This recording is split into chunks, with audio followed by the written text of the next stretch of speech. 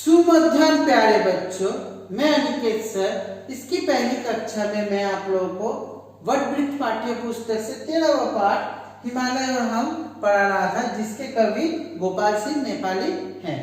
तो आखिरकार हम लोग इस कविता का हम लोग अध्ययन किए थे और शेष बचा हुआ अंश वो हम लोग आज अध्ययन करेंगे।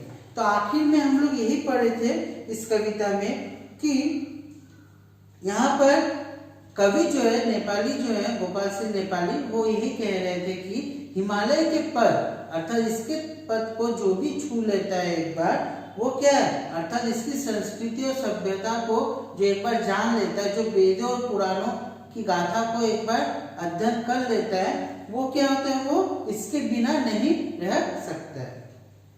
अब हम लोग आगे पढ़ेंगे बच्चों, ध्यान देंगे आप लोग। गिरिराज हिमालय से भारत का कुछ ऐसा ही नाता है, जैसा यह अटल अडिग अविचल वैसे ही है भारतवासी।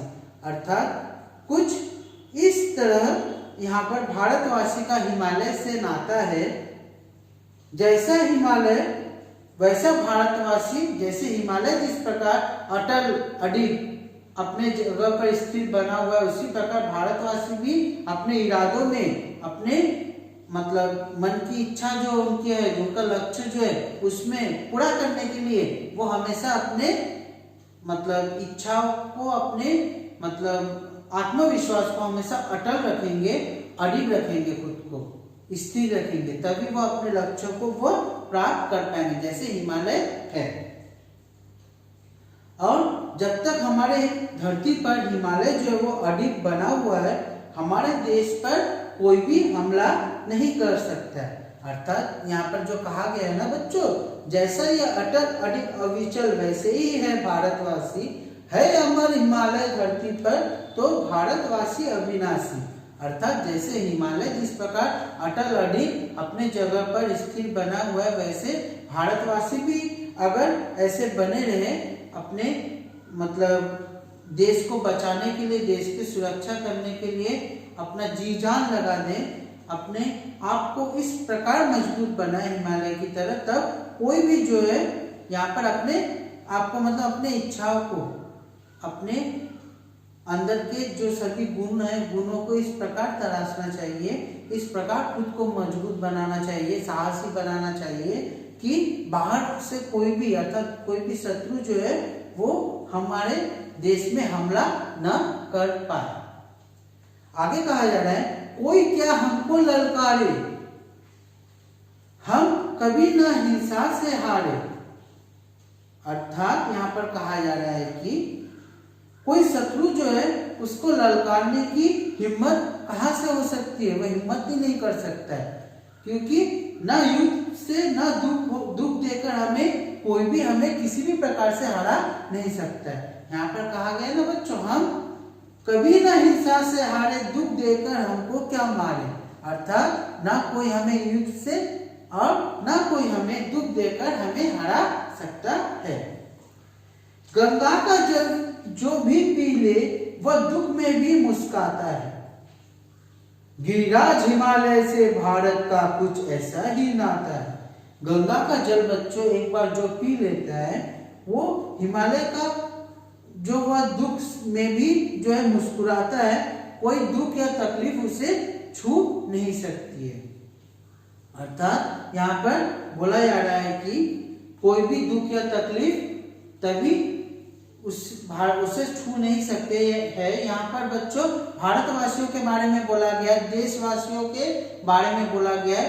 कोई भी देशवासियों को कुछ भी दुख तकलीफ स्पर्श नहीं कर सकती है, छू नहीं सकती है।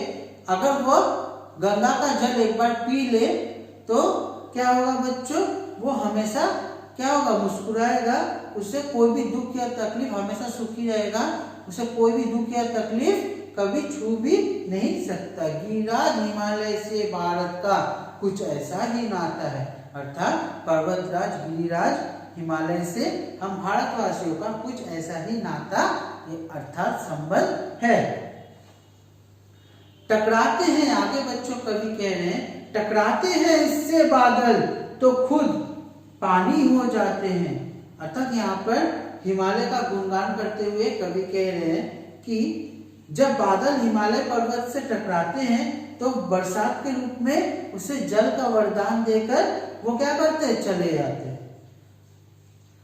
खुद पानी हो जाते हैं। यहाँ पर बोला रहा है बच्चों, तो यहाँ पर बादल जब हिमालय से टकराते हैं तो वो क्या होता है, वो पानी का वरदान देकर उसे चले जाते हैं। तूफान चले आते हैं तो ठोकर खाकर सो जाते हैं। बड़े बड़े तूफान भी इसके सामने क्या है बच्चों, हिमालय के सामने घुटने टेक देते हैं।